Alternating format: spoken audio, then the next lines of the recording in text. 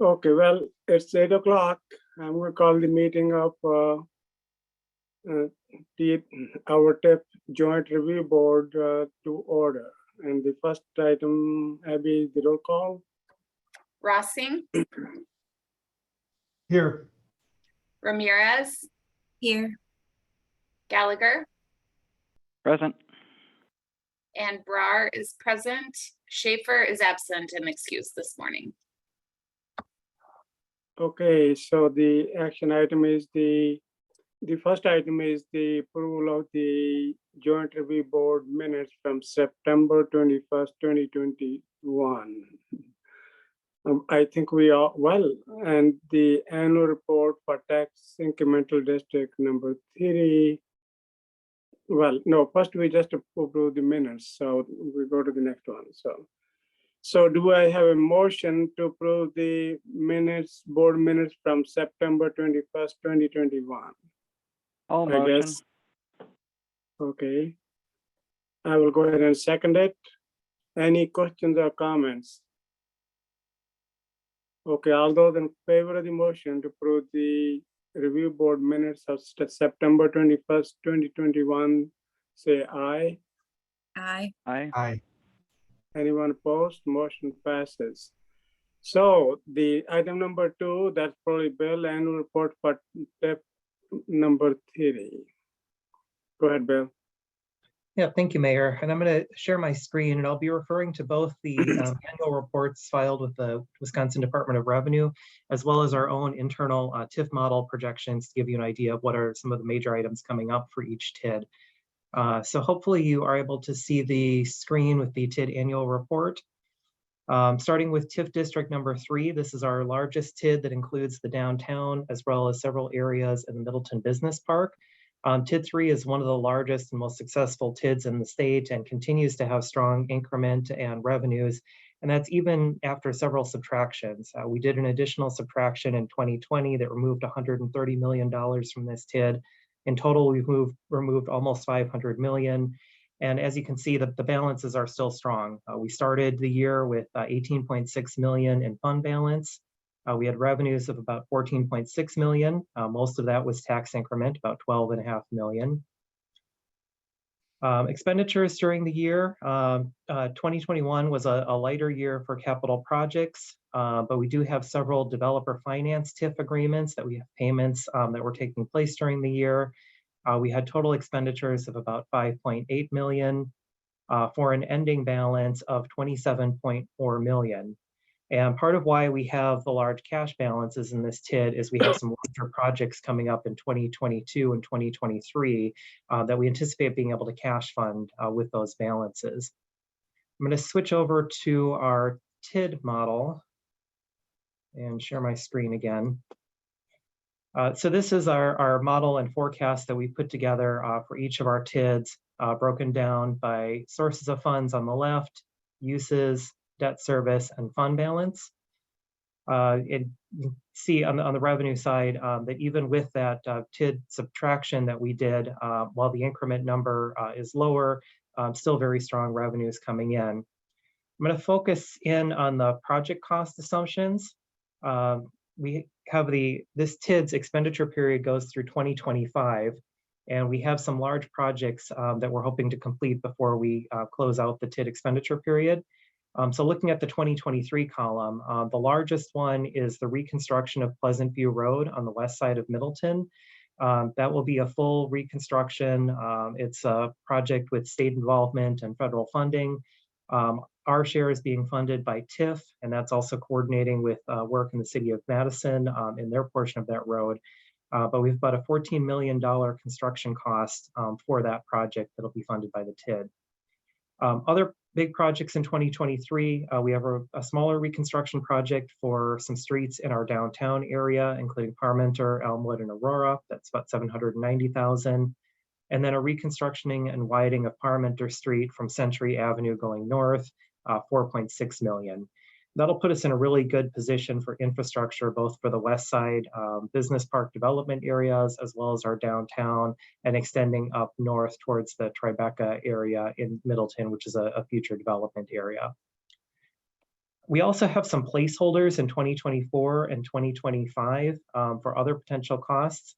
One of those is labeled community campus placeholder. It's a total of $9 million.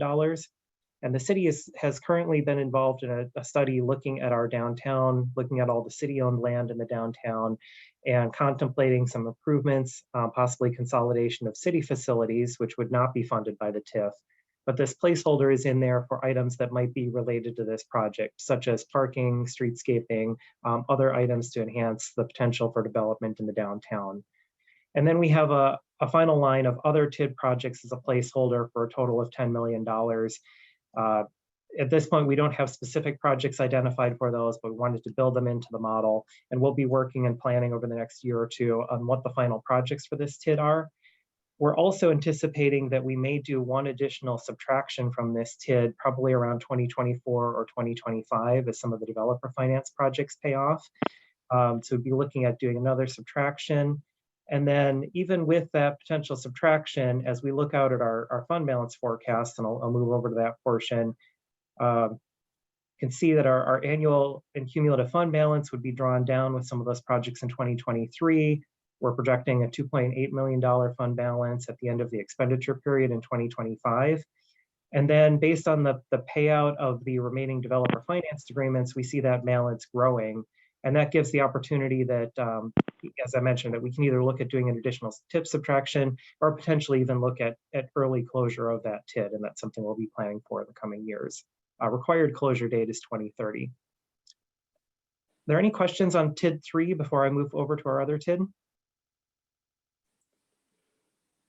Any questions? Well, one thing which I forgot before we go to the next one was the introductions, because we got some few new people here. So it's never too late. So Sylvia, you want to say something about yourself? Sure, I'm happy to. So I'm Sylvia Ramirez. I'm Madison College's Vice President for Administration. I've been in the college for about 8 years. And then I've served on joint review boards for about 5 or 6. And so it's always great. Adam and I see each other all the time. And I'm happy to be here.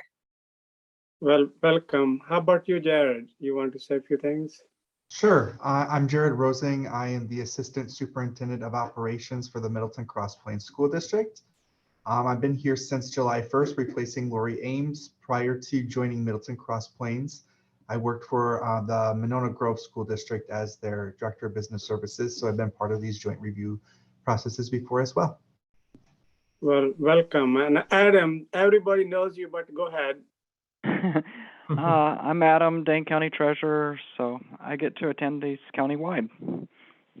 And he got the money. Anytime you need money, just ask Adam. So, well, my name is Gurdeep Brar. You already heard from Bill, and we have our new city administrator, Brian Gatto. Brian? Yeah, good morning, everybody. I'm Brian Gatto. I'm the newish city administrator. Been here since May. Before that, I'd worked in Monona, so I had an opportunity to work with Jared there and been part of many TID meetings, joint review board meetings there as well. So happy to be here. And everybody knows Abby and Bill, right? So, okay, all right, Bill. So go ahead for the, and does anybody have any questions? Sylvia, Jared, Adam? Okay, let's go on to the next one. Yeah, so the city's second TID is TIF District number 5. That was created in 2009. This TID got off to a bit of a slower start due to the economic downturn shortly after 2009, but we really started to see an uptick in increment and development. This TID just reached over $100 million in value increment, bringing in about $1.6 million last year in increment. So this TID did start at a negative balance of $990,000. That balance has been covered by an advance from TIF District number 3 to TID number 5, the amount of just over $2 million. We are projecting that will be paid back without issues before the end of TID 3. For revenue, last year in TID 5, we have about $1.7 million. Again, most of that coming from the tax increment. On the expenditure side, we had expenditures of about 1.8 million and therefore ended at a negative balance of just over $1 million. And I'm going to move over to our TIF model again.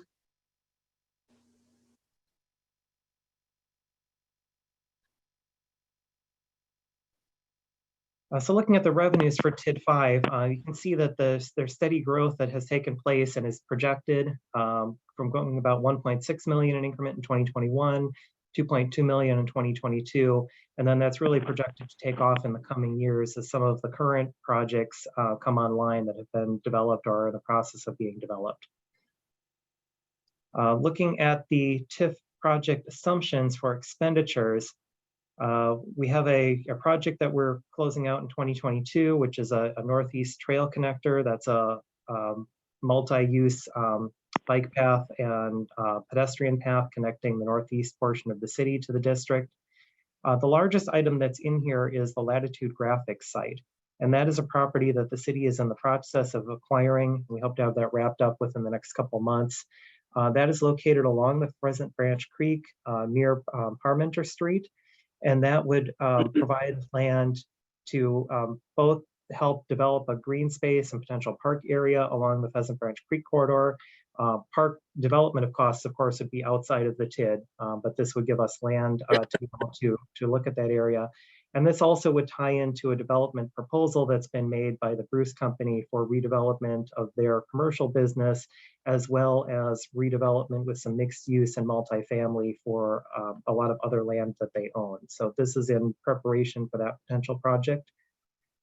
We don't have any major projects planned in this TID in 2023. In 2024 and 2025, we have some projects for streetscaping, for undergrounding utilities. And then we also have a large placeholder in 2025, about 3.7 million, related to a property owned by Meritor along the Beltline. Meritor has owned that property for many years and has been in the planning process for development of a clinic or other type of medical facility there. Their timing is somewhat uncertain, so this is somewhat of a placeholder, but we're anticipating that we would have some costs with infrastructure to accommodate that development when they're ready to move forward with it. Looking over at the fund balance for this TID, as I had mentioned, we had a negative balance of about $1 million that have been funded by an advance from TID 3 of about 2 million, which provides the TID with some available working cash. We are anticipating an additional advance from TID 3 to TID 5 in this year in order to help provide the cash for the Latitude graphic purchase. That would bring those advances up to about 4.2 million. We're projecting that one of those advances would be repaid by 2025, and then we would have sufficient increment to pay off the remaining advance. And right now, at the end of the expenditure period in 2031, we're projecting about $3 million in balance. Similar to TID 3, if we look at the run out through the remainder of the TID life, we are projecting some higher balances being built up. I think this will likely change both with the number of years remaining here. There will be additional projects coming in, likely additional increment. And just as we've done with TID 3, at the appropriate point, we may look at TID subtractions to try to take out value early, return that to the tax base, and that will affect these final numbers. So we'll continue to provide the updates as we go through the life of the TIF and let the other jurisdictions know as we're contemplating subtractions or potential early closures on either of the TIDs. And with that, I'd be happy to answer any questions that any of you have on either of the two TIDs financials. Any question, Jared, Sylvia, Adam? It looks like it's good to have money. So TIF 3 does have a lot of money. So, and TIF 5, well, it's not too bad. So I guess it's still doing pretty good. So any questions? So, well, so we are on to item number 4 then, Bill. Update on current and potential. We already did more or less, right? I just have a brief presentation to give under item number 4. Okay, go ahead, Abby. I'm assuming there are no more questions for Bill. Bill, great job. He's always super duper. So thank you. All right, yeah, I just wanted to share an update on some of the larger projects that we have going on in TIP District 3 and TIP District 5. Can you all see this slide in presentation mode?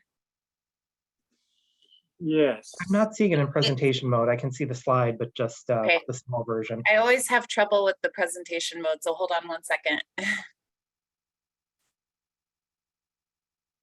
See here.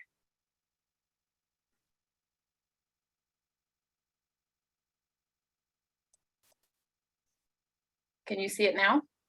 Yes. Okay. Yes, Abby. All right, so I'll start by going over some of the larger projects that we have in TIP District 3. The first project is the city's Stonehorse Green. This is our downtown gathering space. We've talked with the Joint Review Board about this project for many years, and I'm really excited with the progress that's been made on construction. And we are anticipating that this space will be opening the weekend of October 7th and October 8th.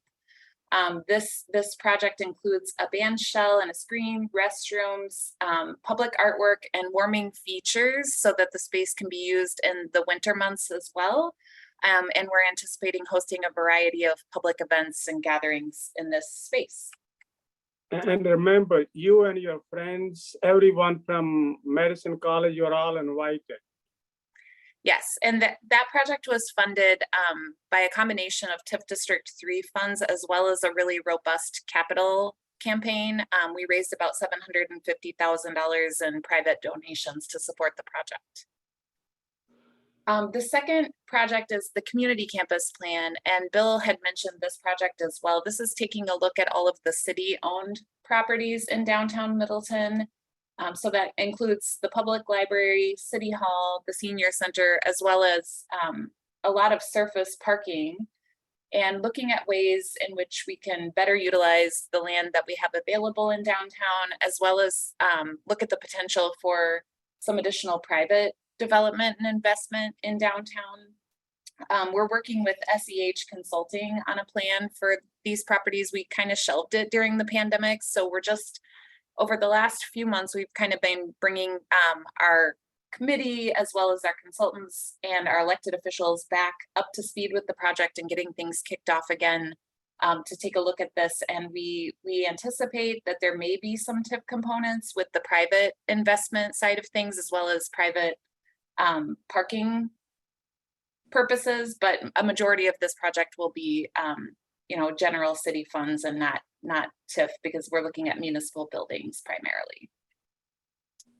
And then Bill mentioned the Pleasant View Road project. This is probably one of the largest capital projects that the city has undertaken ever. And it's the reconstruction and widening of Pleasant View Road to a 4-lane divided section. So right now we have a rural cross section.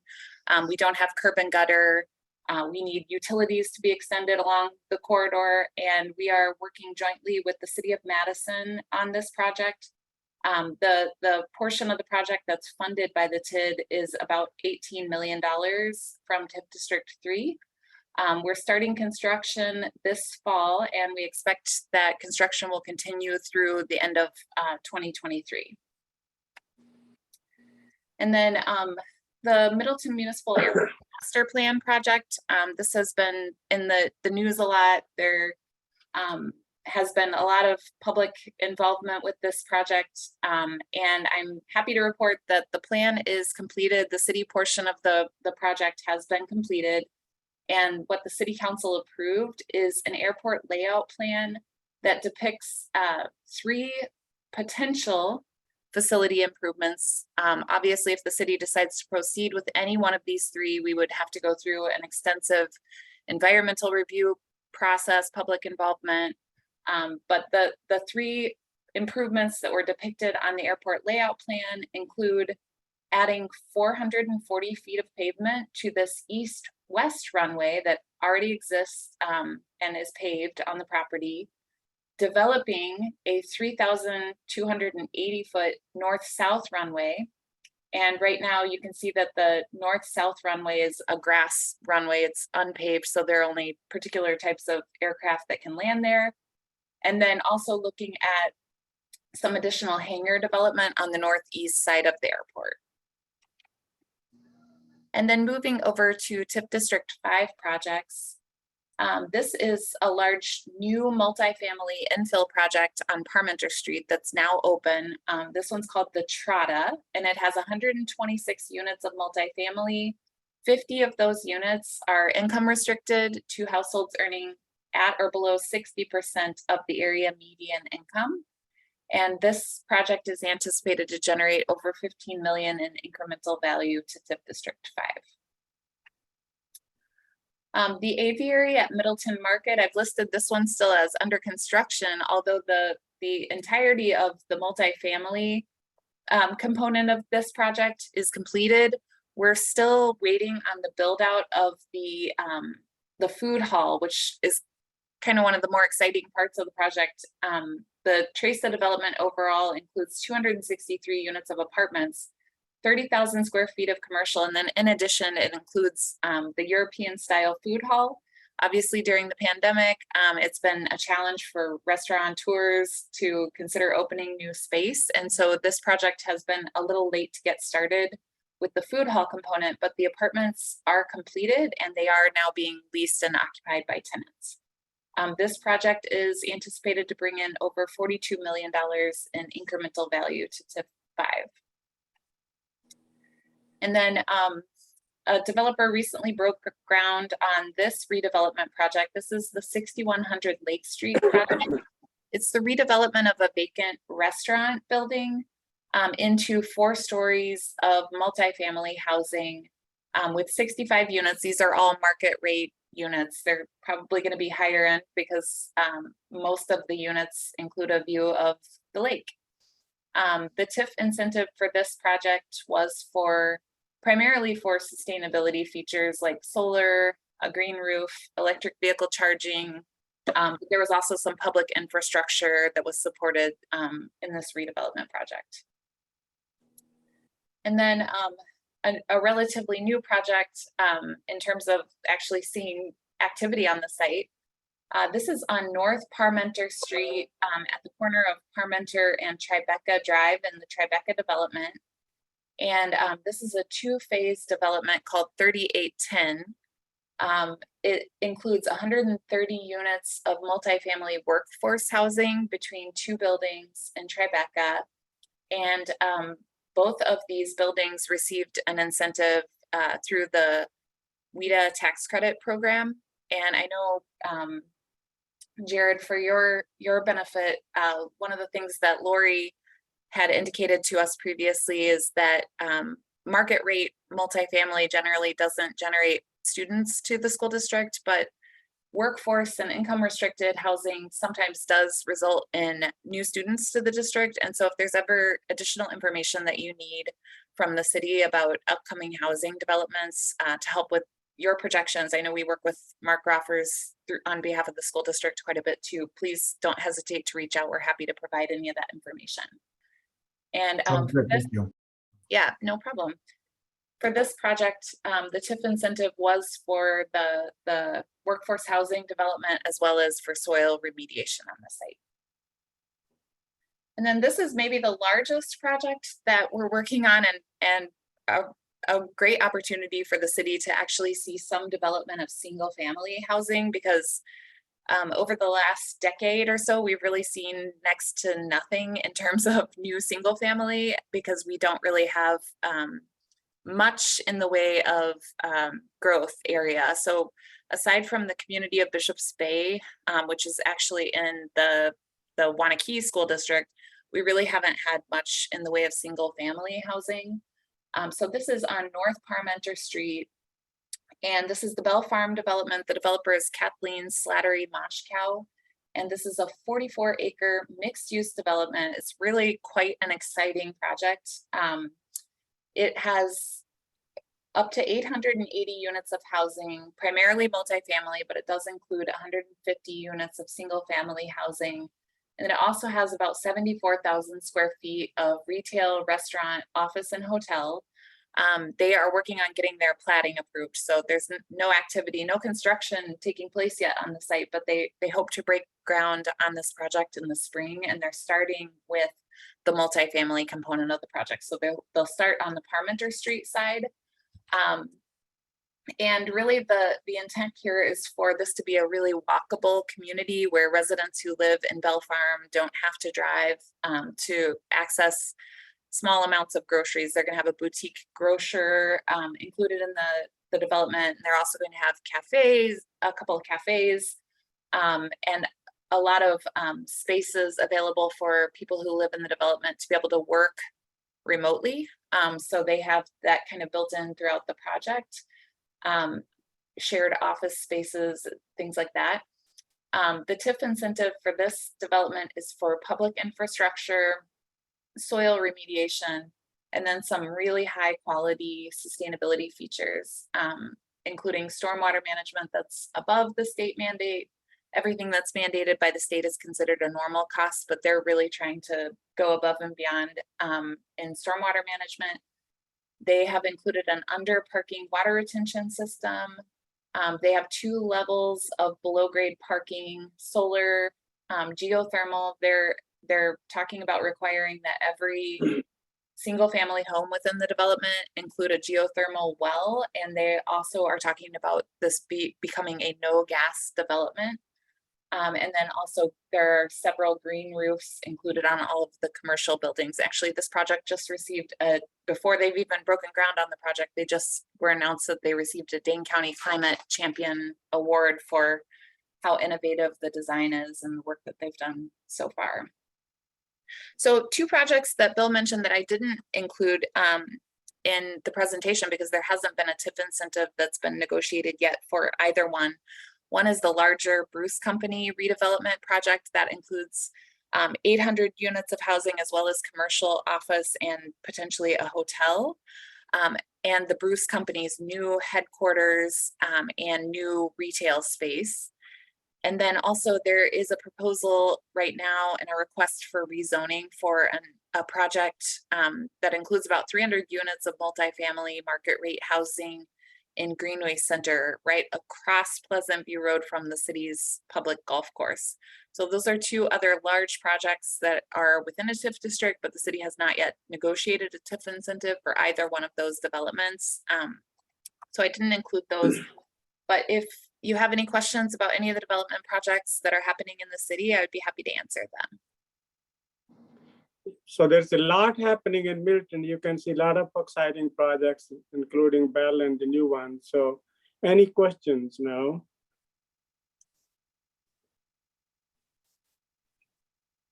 Any questions? Would you like anything more or anything less or something else you want to share? Please raise your hand. I do not see any raised hands. Well, I guess that's pretty good job, Bill and Abby. So I can see happy faces. Sylvia is smiling, Adam is smiling, and Jared is getting there. So, so if there are no more questions, well, it's not in person. Otherwise, we could have cake and coffee or something like that. But I guess now need a motion. Anything else, Bill or Abby or Brian want to add? No. Okay, need a motion to adjourn. I'll motion to adjourn. I can second. Okay. Okay. Any questions or comments? Otherwise, all those in favor of the motion to adjourn say aye. Aye. Okay, well, we are adjourned and go and enjoy your day and let Abby or Bill or Brian or me know if there's any questions about either of the TIF district. You can see TIF 3 is the most successful district in Wisconsin. So, all right, thank you, All right. thank you, Thank you. you. guys were great. Thank you. Okay, Bye. bye-bye. Bye.